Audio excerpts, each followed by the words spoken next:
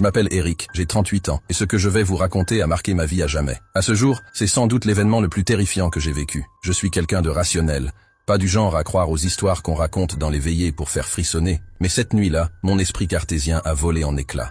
C'était un soir de novembre, il y a quelques années. J'avais accepté un nouveau poste dans une petite ville reculée de Bretagne, quelque part entre les Landes et la côte déchiquetée. Pour m'y rendre, j'avais 3 heures de route à faire depuis Rennes. J'étais excité, mais un peu nerveux. J'ai pris la route en fin d'après-midi, espérant arriver avant minuit. Le GPS m'a conseillé un itinéraire plus rapide, une départementale peu fréquentée qui serpentait entre d'anciennes forêts et des hameaux endormis. Très vite, j'ai quitté les grands axes et me suis retrouvé seul. La nuit tombait, entouré par une nature figée. Les seuls bruits étaient ceux du vent soufflant entre les arbres et le murmure lointain de la mer. La route était déserte. Mon faisceau de phare projetait des ombres étranges sur les vieux chênes et les talus couverts de fougères. Au bout d'une heure, j'ai aperçu un petit pont de pierre à moitié effondré.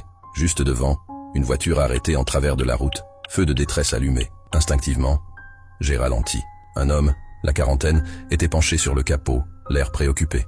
Il portait une vieille veste de marin tachée d'huile, une casquette vissée sur le crâne. Je suis sorti de ma voiture, mais en restant sur mes gardes. Les histoires de vol sur les routes isolées me trottaient en tête. « Bonsoir, besoin d'un coup de main ?» ai-je demandé.